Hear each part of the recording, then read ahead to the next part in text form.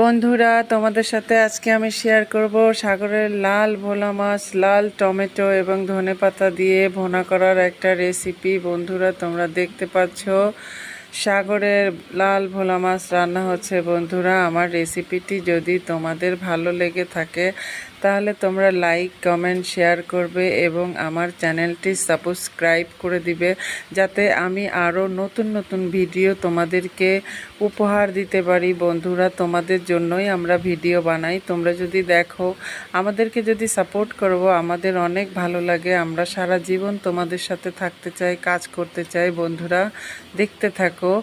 যেমন সুন্দর কালার হয়েছে, তরকারিটার খেতেও ঠিক এমন সুন্দর, যদিও বা তোমাদেরকে খাওয়াতে পারছি না বন্ধুরা, এই জন্য তোমরা বুঝতে পারছো না। তবে খুবই মজাদার একটা রান্না, তোমরা করে দেখতে পারো। থ্যাংক ইউ ভেরি মাচ বন্ধুরা, আমার পাশে থাকার জন্য। Thank you.